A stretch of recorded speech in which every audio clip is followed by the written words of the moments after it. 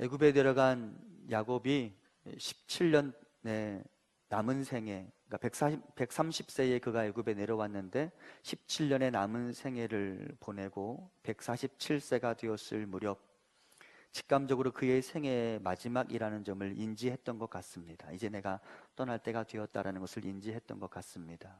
그리고 그의 몸이 예전과 같지 않다는 사실을 알게 된 야곱이 요셉을 불러다가 유언을 남깁니다.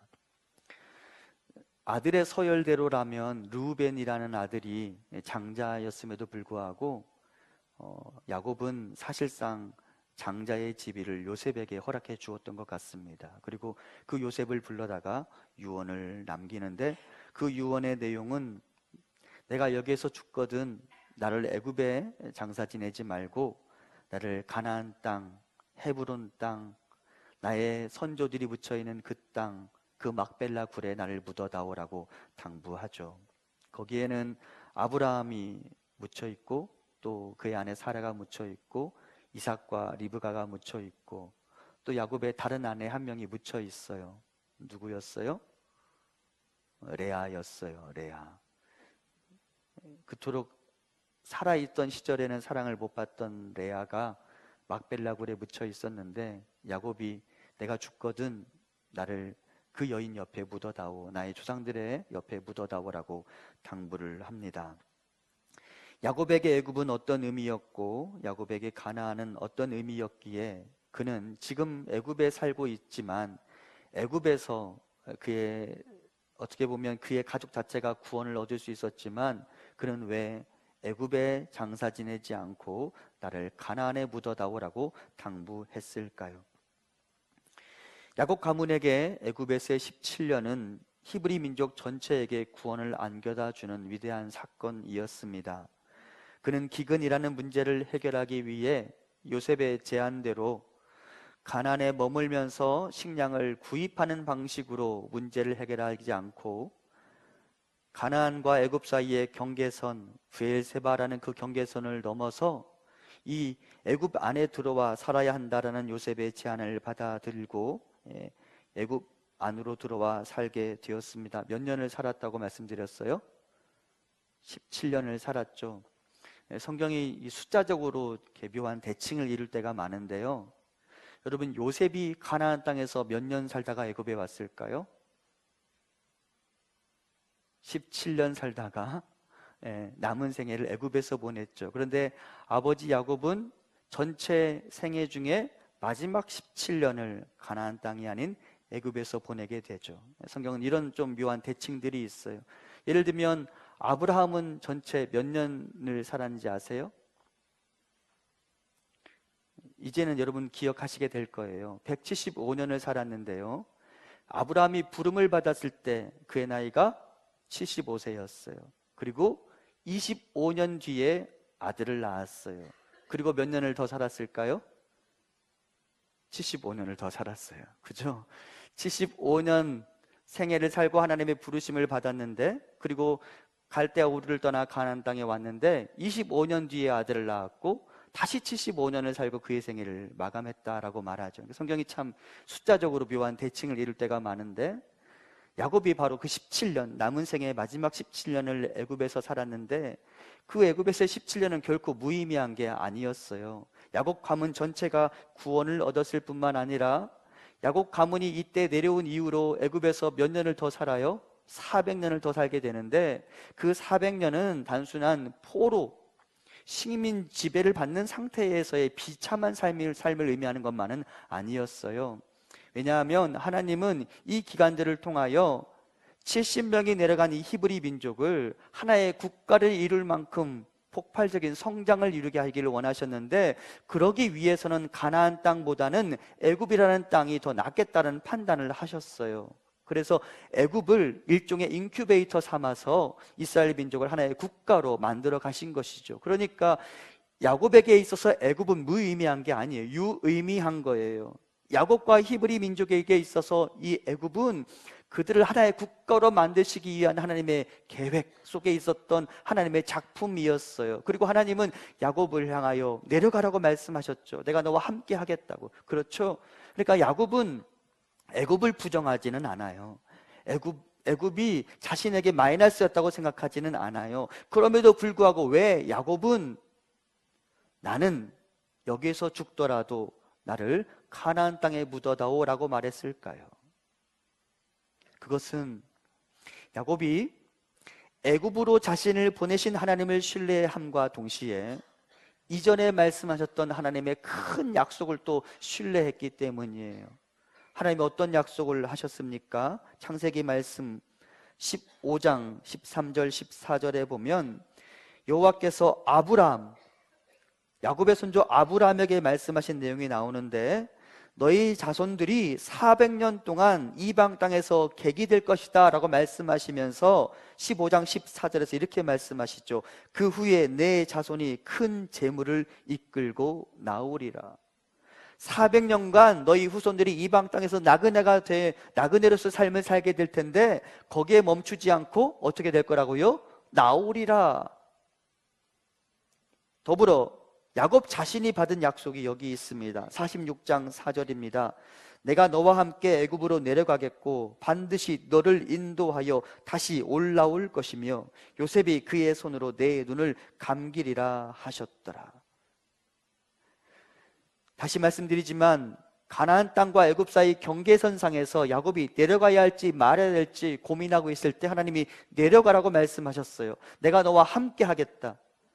어디를 가든지 나는 너와 함께 하겠다라고 말씀하시면서 애굽에 내려가 살아야 너희가 구원을 받는다라고 말씀하셨는데, 그럼에도 불구하고 하나님이 또 다른 말을 첨언하셨어요. 마치 아브라함에게 말씀하셨던 것처럼 무엇이라고 말해요? 반드시 다시 올라오리라. 가나안 땅으로 너희가 돌아올 것이다. 그리고 야곱은 여전히 애굽에 머물고 있지만 이제 다시는 곧 눈을 감을 테지만 그는 하나님의 말씀을 신뢰하기 때문에 요셉에게 당부합니다. 야곱은 지금 자신이 머무는 곳이 아닌 여호와 하나님을 신뢰하는 사람이었습니다.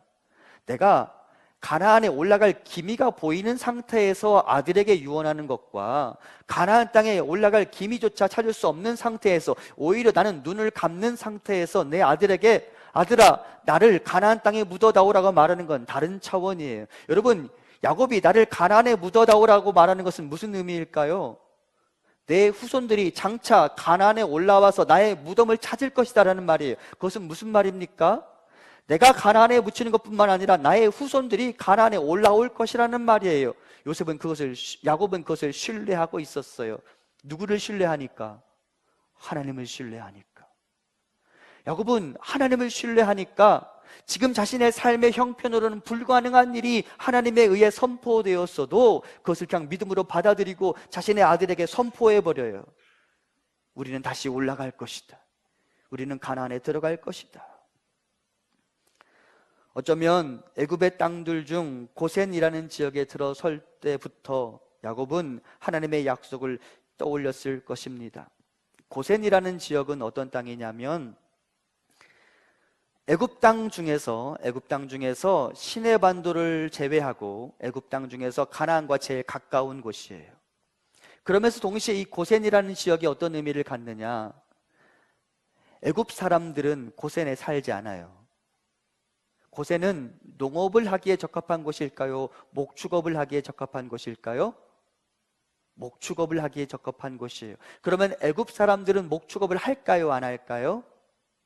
애굽 사람들은 목축업을 가증한 것으로 여겼어요. 그래서 여러분, 바로가 야곱을 만났을 때 야곱에게 뭐라고 당부했는지 아세요? 너희 후손들 중에, 너희 사람들 중에 내 양떼를 칠 만한, 내 가축을 칠 만한 사람이 있거든. 그 사람에게 이 일을 맡기고 싶다라고 말해요. 왜? 애굽 사람들은 목축업을 하지 않아요. 그러니까 고센 땅에는 애굽 사람들이 많이 살아요? 적게 살아요? 적게 살아요.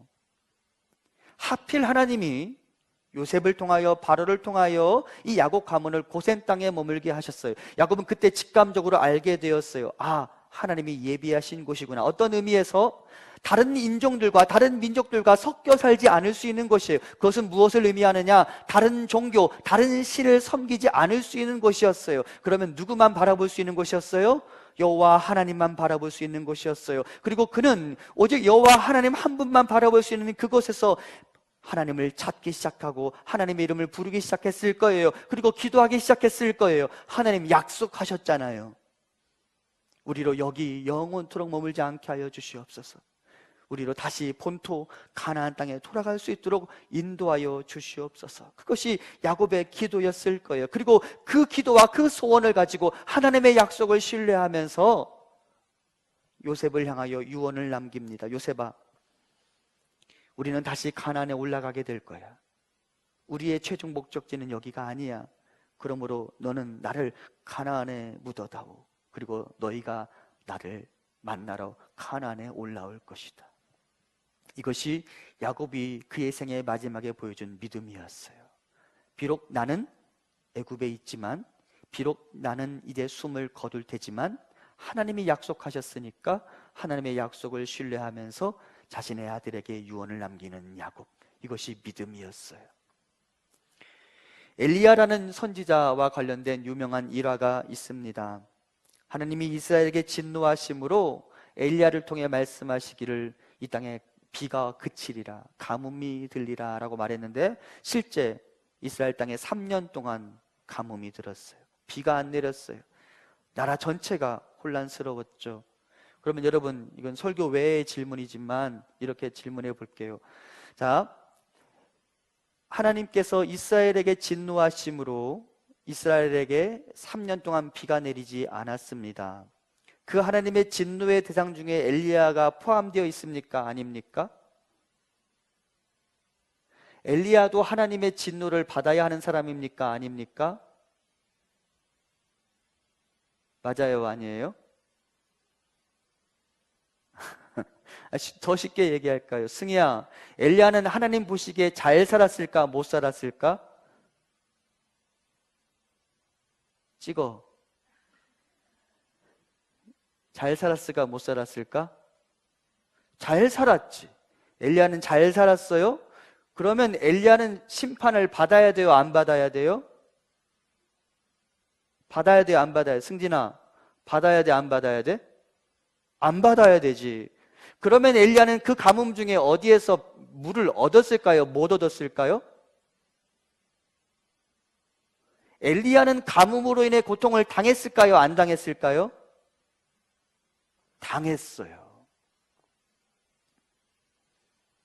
하나님의 사람들이 우리 주변의 사람들과 함께 살면서 우리 주변의 사람들이 고통당할 때 하나님의 사람들에게만 묘하게 샘물이 터지느냐? 그렇지 않아요. 똑같이 고난을 당하는 거예요. 아주 쉽게 이야기할까요? 지금 우리나라 경제가 안 좋다고 말하잖아요. 그럼 우리나라 경제가 안 좋을 때 크리스찬이 운영하는 가게는 무조건 대박이 터지나요? 아니잖아요. 아니에요. 우리 주변의 사람들이 그들이 범한 죄로 인해 고통당하면 나도, 성도도 고난당하게 되어 있어요. 하나님 그렇게 만드시는 거예요. 무엇을 의미할까요? 그들을 위해 긍휼히 여기고 그들을 기억하고 그들을 위해 기도하라는 거예요. 내가 잘못 안 했어도 그 사람의 죄로 내가 고통을 당할 수 있다고요. 그렇죠? 그럴 수 있는 거예요. 무엇을 말하느냐? 그들이 그들의 죄로 고통당하는 것을 보고 쌤통이다, 당할 걸 당했다라고 말하지 말고 그들의 고통을 바라보며 안타까워하며 눈물 흘리고 기도하라는 거예요. 엘리야도 똑같이 고통을 당했어요. 엘리야도 3년 내내 가난으로 인한, 가뭄으로 인한 고통을 당했어요. 오죽하면 사르밧 과부의 집에 가서 그녀에게 남아있는 밀가루 한 줌과 기름 그 조금 가지고 나한테 먹을 것을 달라고 요청했겠어요. 엘리야가 사르밧 과부에게 가서 그거 먹을 거 달라고 말할 때 마음이 편했겠어요? 그 두 모자도 그거 먹고 죽어야 된다고 말하는데 그거 달라고 말하는 게 편했겠어요? 그렇지 않아요. 그런데 엘리야도 그만큼 궁핍했던 거예요. 3년 내내 이스라엘에 가뭄이 있었어요. 그런데 어느 날 하나님이 엘리야에게 이런 마음을 주셨어요. 엘리야야, 이 땅의 임금 아합에게 가서 이야기해라. 큰 비가 있을 것이다. 자, 그럼 질문해 볼게요. 엘리야가 하나님의 말씀을 받아들고 아합에게 가서 말합니다. 이 땅에 큰 비가 있을 것입니다. 몇 년 동안 비가 안 왔는데? 3년 동안 비가 안 왔는데, 그러면 그때 엘리야가 하나님의 주시는 그 마음을 따라 3년 동안 비가 안 왔지만 이제 큰 비가 있을 것입니다 라고 말할 때 그때 하늘은 쨍쨍했을까요? 아니면 먹구름이 끼었을까요? 쨍쨍했어요. 그런데 엘리야는 선포해야 했죠. 왜? 말씀하시는 분이 누구이니까? 하나님이니까. 해가 쨍쨍해도 말씀하시는 분이 하나님이니까 엘리야는 하나님의 말씀을 신뢰할 수 있었고, 엘리야는 가감없이 아합 임금에게 말합니다. 큰 비가 있을 것입니다. 그리고 이제 엘리야가 기도합니다. 얼굴을 땅에 대고 하나님 앞에 기도합니다. 그러면서 자신의 시종에게 물어요. 비 올 징조가 보이느냐? 보였을까요? 안 보였을까요? 안 보였어요. 그리고 엘리야가 연속해서 7번 기도합니다. 그러면서 계속 물었겠죠. 보이느냐 안 보이느냐, 보이느냐 안 보이느냐. 그리고 7번째, 엘리야가 7번째 기도하고 그의 시종에게 다시 물었어요. 비 올 징조가 보이느냐. 그때 성경이 이렇게 기록하고 있습니다. 7번째 이르러서는 그가 말하되 바다에서 사람의 손만한 작은 구름이 일어나나이다. 이르되 올라가 아합에게 말하기를 비에 막히지 아니하도록 마차를 갖추고 내려가소서 하라 하니라.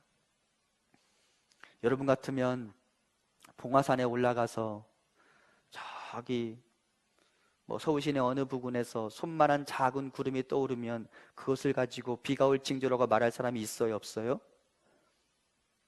없죠. 없잖아요. 근데 엘리야가 그 사완으로부터 저기 바다에서 손만한 작은 구름이 일어나나이다 라고 말하니까 엘리야가 됐다 라고 말하고 바로 아합에게 다시 선포합니다.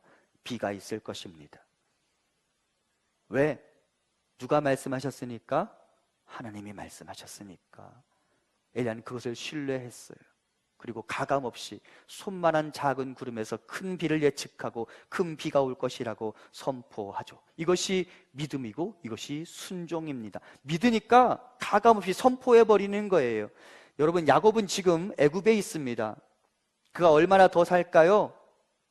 147세 살고 죽었어요. 야곱은. 그가 이제 그의 생애의 기력이 다 쇠했어요. 그래서 나중에 창세기 49장을 보면 그가 그의 아들들을 축복할 때 간신히 일어났어요. 지금은 앉아있을까요? 누워있을까요? 지금은 누워있어요. 일어날 기력이 없는 상태였어요. 그럼에도 불구하고 자신이 이제 곧 숨을 거둘 것임에도 불구하고 요셉을 향하여 선포합니다. 우리는 올라갈 것이다. 우리는 가나안에 입성하게 될 것이다. 누구를 믿어서? 하나님을 믿어서. 무엇을 믿은 거예요? 하나님의 말씀을 믿은 거예요. 그리고 하나님이 선포하라고 하니까 가감없이 선포해버리는 거예요. 이것이 믿음이고 이것이 순종입니다. 야곱의 유언을 통해 하나님이 우리에게 주시는 교훈이 이거예요. 하나님이 말씀하셨으면 그대로 될 줄로 믿어야 합니다. 아멘? 얘들아, 이건 사실이야 아니야? 승진아, 지난주에 나랑 이야기했지? 이건 사실이야 아니야? 사실이에요. 이것은 사실이에요. 그럼 이 안에 계신 하나님도 사실이에요. 그 하나님이 이야기하셨다면 그것은 100% 그대로 이루어질 줄로 믿고, 하나님이 하라고 하시면 그대로 선포하고 그대로 해보는 것, 그것이 믿음이고 그것이 순종입니다. 우리에게 그 믿음이 있어야 합니다. 하나님이 말씀하셨다면 비록 내가 여전히 애굽에 머물고 있지만, 그리고 지금 나는 눈을 감고 있지만 하나님은 나와의 약속을 성취하실 것이라는 것을 확신하고 그대로 순종하는 것, 그것이 이 본문을 통하여 우리에게 주시는 하나님의 교훈입니다. 여기 믿음이 무엇인지를 보여주는 언더우드 선교사의 기도가 있습니다. 청소년들은 언더우드가 누군지 잘 모를 것 같아서 설교하러 내려오기 전에 방금 다시 자료를 찾아봤어요. 언더우드는 우리나라에 최초로 들어온 개신교 선교사, 목사.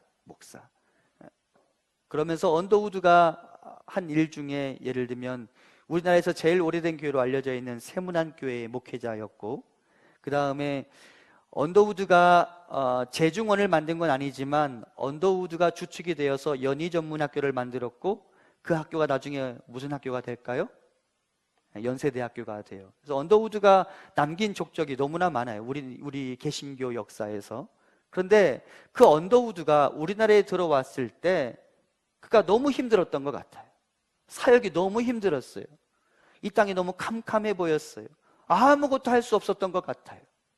그의 그런 마음이 언더우드가 남긴 이 기도문에 담겨져 있는데, 제가 예전에 여러분께 동영상으로 보여드린 적이 있는데 오늘 제가 그걸 한번 읽어보도록 하겠습니다. 보이지 않는 조선의 마음. 주여, 지금은 아무것도 보이지 않습니다. 주님, 메마르고 가난한 땅, 나무 한 그루 시원하게 자라 오르지 못하고 있는 땅에 저희들은 옮겨와 앉았습니다. 그 넓고 넓은 태평양을 어떻게 건너왔는지 그 사실이 기적입니다. 주께서 붙잡아 뚝 떨어뜨려 놓으신 듯한 이곳, 지금은 아무것도 보이지 않습니다. 보이는 것은 고집스럽게 얼룩진 어둠뿐입니다. 어둠과 가난과 인습에 묶여 있는 조선 사람뿐입니다. 그들은 왜 묶여 있는지도 고통이라는 것도 모르고 있습니다. 고통을 고통인 줄 모르는 자에게 고통을 벗겨주겠다고 하면 의심부터 하고 화부터 냅니다. 조선 남자들의 속셈이 보이질 않습니다. 이 나라 조정의 내심도 보이질 않습니다. 가마를 타고 다니는 여자들을 영영 볼 기회가 없으면 어쩌나 합니다. 조선의 마음이 보이질 않습니다. 그리고 저희가 해야 할 일이 보이지 않습니다. 그러나 주님, 순종하겠습니다. 겸손하게 순종할 때 주께서 일을 시작하시고 그 하시는 일을 우리들의 영적인 눈이 볼 수 있는 날이 있을 줄 믿나이다. 믿음은 바라는 것들의 실상이요 보지 못하는 것들의 증거니라고 하신 말씀을 따라 조선의 믿음의 앞날을 볼 수 있게 될 것을 믿습니다. 지금은 우리가 황무지 위에 맨손으로 서 있는 것 같사오나, 지금은 우리가 서양 귀신 양귀자라고 손가락질 받고 있사오나, 저희들이 우리 영혼과 하나인 것을 깨닫고 하늘나라의 한 백성, 한 자녀임을 알고 눈물로 기뻐할 날이 있음을 믿나이다. 지금은 예배드릴 예배당도 없고 학교도 없고 그저 경계와 의심과 멸시와 천대함이 가득한 곳이지만 이곳이 머지않아 은총의 땅이 되리라는 것을 믿습니다. 주여, 오직 제 믿음을 붙잡아 주소서. 언더우드는 보이지 않는 곳에서도 하나님이 자신에게 주신 사명을 온전히 감당할 수 있었습니다. 왜? 믿음이 있었으니까. 그리고 그 믿음은 그의 순종과 사역으로 검증되었습니다. 저는 우리 성도님들이, 우리 청소년부 친구들이 손만한 작은 구름에서 큰 비를 내다보는, 그래서 3년의 가뭄에서도 하나님이 큰 비를 내리실 것을 두려워하지 않고 선포할 수 있는 그런 믿음을 가질 수 있기를 소망합니다. 그래서 히브리서 저자는 믿음을 이렇게 소개했습니다. 현대어 성경입니다. 우리 함께 봉독해 보겠습니다. 화면을 보면서 같이 봉독합니다. 시작. 믿음은 무엇입니까? 믿음은 우리가 바라는 것이 반드시 이루어진다는 확신을 갖는 게 아니겠습니까? 또한 아직 눈앞에 보이지 않는 미래에 이를지라도 우리가 기대하는 것이 반드시 우리를 기다리고 있다는 것을 의심하지 않는 게 아닙니까? 아멘. 이것이 믿음이니 내가 어디 있든지 상관없이 하나님이 말씀하셨다면 그것은 그대로 이루어질 줄로 믿고 그 믿음에 따라 한번 해보는, 그 믿음에 따라 순종하는 우리 성도님들과 우리 청소년부 친구들이 되기를 소망합니다. 이것이 옳은 것입니다. 그러면 종려주일, 고난주간을 보내는 우리에게 하나님은 어떤 믿음을 원하실까? 그걸 또 생각해 보려고 합니다. 오늘 우리는 종려주일 예배를 드리고 있습니다. 종려주일이란 예수님께서 십자가를 지시기 위하여 예루살렘에 입성하실 때 예수님을 환영하던 사람들이 예수님을 맞이하면서 흔들었던 종려나무, 그것을 기념하며 예배드리는 주일이 바로 종려주일이고, 이제부터 고난주간이 시작됩니다. 예수님이 십자가 위에 달려 돌아가셨던 그 예루살렘에서의 마지막 일주일을 묵상하는 기간이죠. 그러면 고난주간의 길을 걷는 성도들에게 하나님은 어떤 말씀을 주실까요? 먼저 이렇게 묻고 싶습니다. 고난주간에 우리는 무덤을 묵상하는 사람들입니까? 부활을 묵상하는 사람들입니까? 우리의 믿음은 무덤까지입니까? 부활까지입니까? 어떻습니까? 우리는 무엇을 믿는 자들이에요? 우리의 믿음이 만일 부활을 향하고 있다면 우리는 무덤을 넘어 죽음을 넘어 부활을 묵상하는 데까지 이르러야 합니다. 그러므로 예수님의 죽음을 묵상하고 그 고난의 깊이를 묵상하는 것을 넘어서서 우리는 생명을 묵상해야 합니다. 쉽게 말하면 고난주간에 자칫 우리는 주님이 당하신 그 고난만 묵상하면서 그냥 괜히 슬퍼하고, 괜히 많이 웃으면 안 될 것 같고, 괜히 밥도 많이 먹으면 안 될 것 같고, 괜히 비싼 거 먹으면 안 될 것 같고, 그런 시간들 보내시죠? 아니에요? 그거는 해야 되는데. 괜히 한 끼니 정도는 금식을 해야 될 것 같고, 그렇게 보내잖아요, 우리가. 그런데 여러분, 고난주간은 그런 주간이 아니에요. 물론 그렇게 하면서 주님이 당하신 고난의 깊이를 묵상하는 것도 유의미하고, 주님이 우리를 위하여 희생하신 그 사랑을 묵상하는 것도 유의미합니다. 하지만 우리의 관심은 거기까지만 이르면 안 되는 거예요. 우리 주님이 자신의 십자가를 지고 걸어가는 과정 속에서 주님을 바라보며 애통해하는 여인들에게 이렇게 말씀하셨습니다. 누가복음 22장 38절입니다. 예수께서 돌이켜 그들을 향하여 이르시되 예루살렘의 딸들아, 나를 위하여 울지 말고 너희와 너희 자녀를 위하여 울라. 누구를 위하여 울지 말라고요? 십자가를 지고 가시는 예수님을 위하여 울지 말라고 말씀하세요. 고난주간은 십자가 위에 매달리신 예수님을 바라보며 눈물을 흘리는 주간이 아닙니다. 도리어 무엇을 위하여 눈물을 흘려야 한다고요? 너희와 너희 자녀들을 위하여 울라. 너희와 너희 자녀는 누구예요? 아직 예수 그리스도를 영접하지 않는, 십자가를 외면하고 있는 그 많은 유대인들, 그리고 이 시대로 말하면 그 복음을 알지 못하고 복음을 거절하고 있는 그 많은 사람들을 향하여 그들이 아직 이 복음 안으로 들어오지 않은 것을 바라보며 애통해하고 눈물을 흘리라고 말해요. 예수님이 십자가에 당하신 그 고난 때문에 눈물을 흘리지 말라고 말씀하시는 거예요. 무슨 말이냐? 우리는 이 고난 주간에 예수님의 고통을 묵상하는 자들이 아니에요. 그 고통이 무엇을 낳았는지를 묵상해야 되는 사람들이에요.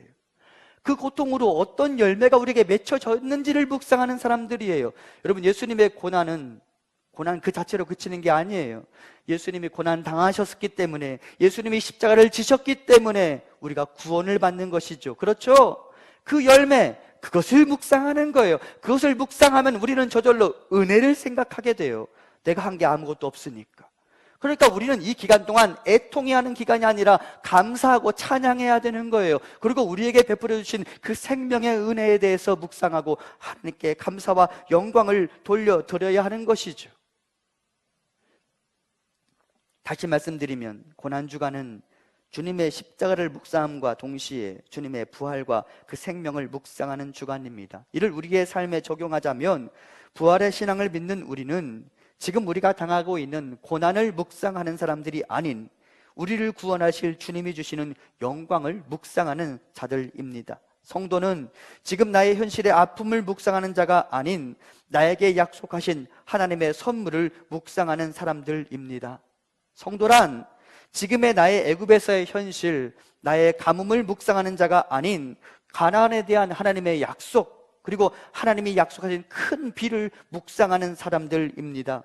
우리는 지금 내 앞에 있는 키가 3m에 이르는 골리앗이라는 문제를 묵상하는 자들이 아닌 그 뒤에 계신 문제를 다 덮고도 넘는 압도적인 크기의 여호와 하나님을 묵상하는 자, 그것이 바로 성도인 것을 기억하시기 바랍니다. 그러므로 우리는 패배가 아닌 승리를 묵상해야 하며, 고난이 아닌 영광을 묵상해야 하며, 죽음이 아닌 생명을 묵상해야 되는 자들임을 기억하시기 바랍니다. 다음의 구절을 볼게요. 마태복음 9장 27절부터 29절 우리 함께 봉독해 볼까요? 같이 시작. 예수께서 거기에서 떠나가실새 두 맹인이 따라오며 소리질러 이르되 다윗의 자손이여 우리를 불쌍히 여기소서 하더니 예수께서 집에 들어가심에 맹인들이 그에게 나아오거늘 예수께서 이르시되 내가 능히 이 일 할 줄을 믿느냐 대답하되 주여 그러하오이다 하니 이에 예수께서 그들의 눈을 만지시며 이르시되 너희 믿음대로 되라 하시니 아멘. 믿음이란 무엇이냐? 믿음이란 앞을 못 보는 나의 눈이 아닌, 나의 문제가 아닌 나에게 말씀하시는 분이신 예수 그리스도를 의지하고 신뢰하는 것입니다. 그러면 무엇대로 이루어진다고요? 29절 마지막 어떻게 되어 있어요? 너희의 무엇대로? 믿음대로 되라 하시니. 이것이 야곱의 믿음이었고, 이것이 엘리야의 믿음이었고, 이것이 다윗의 믿음이었고, 이것이 저와 여러분의 믿음이 되기를 소망합니다. 문제, 내 앞에 있는 문제, 그거 묵상한다고 답이 안 나와요. 문제 막히면 뭘 봐야 돼요?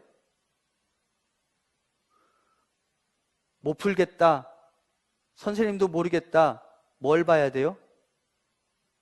정답지를 봐야죠. 전과를 봐야죠. 전과를 봐야죠. 정답지를 봐야죠. 정답이 있으니 정답을 바라보세요. 해답이 있으니 해답을 바라보세요. 문제가 아닌 해답을 바라보는 일에 성공하시길 바랍니다. 하나님은 우리에게 이렇게 말씀하십니다. 우리 함께 다시 이것도 같이 봉독해 보겠습니다. 우리가 잠시 받는 환난에 경한 것이 지극히 크고 영원한 영광에 중한 것을 우리에게 이루게 함이니, 우리가 주목하는 것은 보이는 것이 아니요 보이지 않는 것이니, 보이는 것은 잠깐이요 보이지 않는 것은 영원함이라. 아멘. 지금 받는 환난, 그것을 묵상하지 말고 장차 누리게 될 지극히 크고 영원한 영광에 중한 것을 묵상하고 하나님 베푸실 생명을 묵상하며 그 생명의 은총을 누리는 우리 모두가 될 수 있기를 소망합니다. 이제 믿음을 이야기했으니 믿음에 따른 순종을 이야기해 보도록 하겠습니다. 앞서 저는 믿음은 순종으로 이어져야 한다고 말씀드렸습니다. 그것이 야곱의 믿음이었어요. 믿었더니 망설이지 않고 요셉에게 선포하는 거예요. 우리는 올라갈 것이다. 엘리야, 믿었더니 아합 임금에게 망설이지 않고 선포하는 거예요. 큰 비가 있을 것이다. 그러면 고난주간 주님은 우리에게 어떤 순종을 이야기하실까요? 마태복음 16장 24절 같이 봉독합니다. 이에 예수께서 제자들에게 이르시되 누구든지 나를 따라오려거든 자기를 부인하고 자기 십자가를 지고 나를 따를 것이니라. 아멘. 자기를 부인하고 무엇을 지고 따르라고요? 십자가를 지고 따르라. 자, 또 다른 본문 봅니다. 요한복음 12장 24절과 25절 같이 봉독합니다. 내가 진실로 진실로 너희에게 이르노니 한 알의 밀이 땅에 떨어져 죽지 아니하면 한 알 그대로 있고 죽으면 많은 열매를 맺느니라. 자기의 생명을 사랑하는 자는 잃어버릴 것이요 이 세상에서 자기의 생명을 미워하는 자는 영생하도록 보존하리라. 사람이 나를 섬기려면 나를 따르라. 나에 있는 곳에 나를 섬기는 자도 거기 있으리니 사람이 나를 섬기면 내 아버지께서 그를 귀히 여기시리라. 아멘. 이번에는 주님께서 뭐라고 말씀하시냐면 한 알의 밀알이 땅에 떨어져 죽으면 많은 열매를 맺는 것처럼 너희도 나를 따르라 라고 말합니다. 두 가지 말씀하셨죠? 뭐를 지고 따르라? 자기 십자가를 지고 따르라. 그리고 우리 예수님께서 자신의 죽음으로 많은 사람들을 살리시는 그 일처럼 너희도 한 알의 밀알이 되어 땅에 떨어져 죽는 그 일에 있어 나를 따르라 라고 말씀하셨습니다. 순종의 두 가지 내용을 말씀하셨죠. 십자가를 지고 주를 따르라. 한 알의 밀알이 되어 땅에 떨어져라. 십자가란 누군가를 위해, 하나님의 나라를 위해 나 자신을 포기하고 버리는 믿음으로 그것으로 그를 살리고 그에게 생명을 줄 수 있는 그 길을 걷는 삶을 의미합니다. 그러니까 내가 잘못한 것 때문에 당하는 고통, 그거 십자가라고 말하지 마세요. 십자가란 한 영혼을 살리기 위해, 하나님의 나라와 영광을 위해 기꺼이 내 것을 포기하면서 감수하는 고통, 그것을 의미합니다. 그리고 주님은 우리에게 그 십자가를 지라고 말씀하십니다. 그리고 고난주간을 의미 있게 보내려면 나를 버려도 나를 내려놓아도 나는 살 수 있을 것이라는 하나님의 말씀에 순종하고 기꺼이 십자가를 질 수 있어야 합니다. 그것이 믿음입니다. 그것이 야곱의 생애 마지막에 우리에게 주는 교훈입니다. 순종하라고. 그럼 무엇을 지는 일에 순종하라고? 십자가를 지는 일에 순종하라고 이 고난주간 주님은 우리에게 말씀하십니다. 십자가를 지는 순종, 그것이 고난주간 우리의 영성이 되어야 합니다. 하나님의 나라, 교회 공동체, 믿음의 공동체를 위해 나를 포기하고 양보하고 헌신하는 믿음이 우리에게 있어야 합니다. 그런데 이런 생각이 듭니다. 십자가를 지는 일이 너무 어렵습니다. 십자가를 지려 할 때마다 갈등이 생깁니다. 해야 할 것 같은데 마음이 내키질 않습니다. 해야 할 것 같은데 이대로 하면 내가 손해볼 것 같습니다. 왠지 아깝고 왠지 거부하고 싶은 것이 우리의 십자가입니다.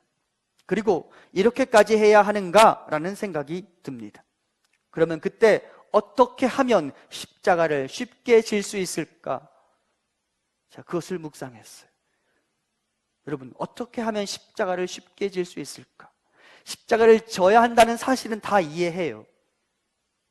그것까지는 받아들여요. 그런데 막상 십자가를 지려 하면 내 마음에서 그것을 거부하거든요. 그럼 어떻게 하면 십자가를 질 수 있을까? 제가 최근에 경험한 바에 따르면 갈등의 순간, 고민의 순간, 다른 거 다 잊고 큰 원칙만 생각해 보면 될 것 같습니다. 너무 많은 질문을 던지지 말고 십자가를 지려하는 순간 갈등이 내 안에 밀려오면 너무 많은 생각하지 말고 제일 큰 원칙 딱 하나만 생각하십시오. 하나님은 무엇을 좋아하실까? 이해되시죠?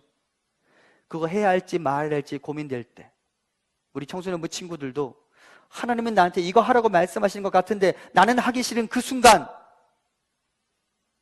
제일 큰 원칙을 먼저 생각하는 거예요. 하나님은 무엇을 좋아하실까? 그러면 여러분 답이 그냥 나와버려요. 답이 딱 나오면 그때부터 갈등하지 마세요. 이해되시죠? 무슨 질문을 던지라고요? 하나님은 무엇을 좋아하실까? 하나님은 무엇을 원하실까? 그 질문만 딱 던지고 나면 답이 나오면 그때부터 그냥 갈등하지 않는 거예요. 그것이 십자가를 질 수 있는 비결이 될 것입니다. 우리 함께 로마서 8장 6절부터 8절 같이 봉독합니다. 육신의 생각은 사망이요 영의 생각은 생명과 평안이니라. 육신의 생각은 하나님과 원수가 되나니 이는 하나님의 법에 굴복하지 아니할 뿐 아니라 할 수도 없습니다. 육신에 있는 자들은 하나님을 기쁘시게 할 수 없느니라. 아멘. 그렇다면 영의 생각은 무슨 생각이라는 거예요? 하나님을 기쁘시게 하는 생각이에요. 이해되시죠? 이해되지, 상이야? 어떤 삶을 살아야 해요? 하나님을 기쁘시게 하는 삶을 살아야 돼. 그게 성도의 소명이에요. 십자가를 져야 할지 말아야 할지 고민이 될 때, 나 이거 해야 할지 말아야 할지 고민이 될 때 다른 거 생각하지 마세요. 딱 한 가지 질문만 던지세요. 하나님은 무엇을 좋아하실까? 그리고 하나님이 그때 딱 나에게 주시는 그 부담이 있다면 이제 그 다음부터는 뒤를 돌아보지 마세요. 그냥 앞으로 나아가세요. 그것이 십자가를 질 수 있는 믿음을 우리에게 가져다 줄 것입니다. 사랑하는 성도 여러분, 고난주간을 맞이하며 하나님이 우리에게 원하시는 믿음이 무엇인지를 생각하고 하나님이 우리에게 원하시는 순종은 무엇인지를 생각했고 그 순종을 위하여 우리는 어떤 질문을 던지며 살아야 될지에 대해서 생각해 보았습니다. 우리 청소년부 친구들도 항상 하나님께 그렇게 질문하며 살아보았으면 좋겠습니다. 하나님은 무엇을 좋아하실까? 용현이도 용현이의 삶에 누군가를 만나는 일이든 진로를 결정하는 일이든 하나님은 무엇을 좋아하실까? 그 질문을 던지고 하나님이 답하셨다면 그 다음부터는 뒤를 돌아보지 않고 앞으로 나가는 우리 모든 성도님들의 삶이 되기를 간절히 소망합니다.